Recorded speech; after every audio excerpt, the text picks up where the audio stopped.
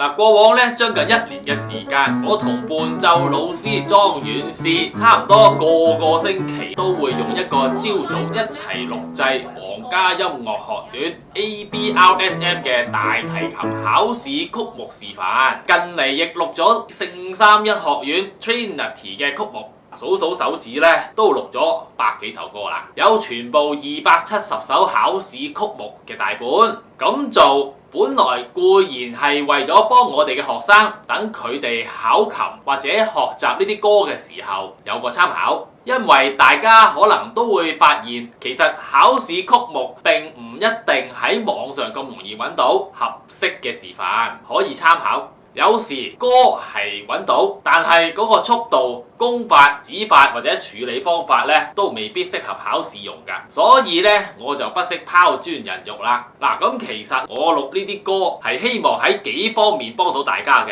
嗱，首先咧係學生如果要揀歌考試，可以聽下有咩歌可以揀，啲歌完整咁，即係有埋伴奏嘅情況下係點樣。從而研究下、感受下有咩歌係適合自己拉嘅，包括風格上同埋技術要求上嘅考慮。而有一啲未必係今屆嘅 ABRSM 考試歌呢，例如係以前嘅考試歌或者 Trinity， 但係都好適合做 Performance Grade 自選曲目嘅歌，我都特別揀咗嚟錄俾大家。咁當然啦，即使唔打算考試，呢啲歌當中都有唔少係必學或者好值得學嘅大提琴曲目。嗱，咁揀定咗要考或者學邊一啲歌，開始咗學之後呢，不時可以再翻睇呢啲示範，參考下我選擇嘅速度同埋處理方法啦。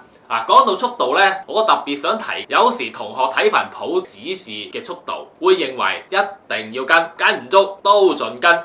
其實呢，咁樣係唔需要嘅，甚至都唔應該咁做㗎。首歌應該用咩速度去拉，係取決於個音樂本身嘅。再者，有時一啲歌本來係寫俾其他樂器，改編咗俾大提琴嚟演奏呢，係要考慮翻大提琴嘅發聲點樣先至會好聽。所以即使 ABRSM Syllabus 都會話譜上面寫嘅速度、功法、指法、裝飾音等等係唔需要嚴格跟從嘅。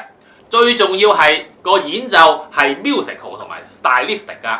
舉個例，上一屆8級曲目 Block 嘅 Jewish Song 譜面寫嘅速度係184，但 ABRSM 嘅示範錄音係大約60。馬友最近同佢嘅老拍檔 Catherine Stott 演奏呢首歌呢，拍子係比較自由同多變嘅，大約係50幾至60幾啦。我嘅示範呢就再慢少少，都係大部分60以下啦。其實大家聽一聽 Jewish Song 呢首歌呢，就會明白呢首歌係唔能夠拉咁快㗎，你係需要啲時間同埋空間去做好多細緻嘅表達嘅。咁唔單止慢歌唔好太快啦，快歌呢更加就唔好太快啦。多音嘅歌呢，拉得好有前進嘅感覺，聽起嚟呢就會快。推快到自己都控制唔到，或者拉唔到清楚同流暢嘅話呢，得個快字係冇用㗎，因為演奏或者考琴都唔係鬥快，係鬥好聽。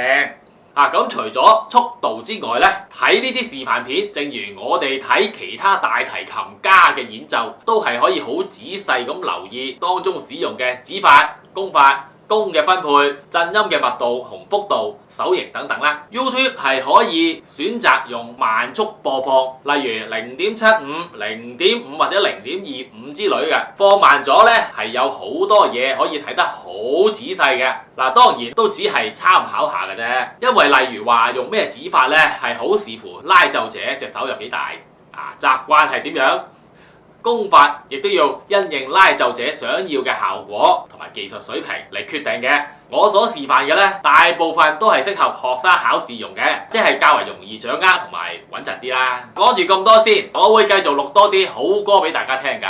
有咩疑問或者想傾下嘅呢，不妨留個言俾我嚇。拜拜。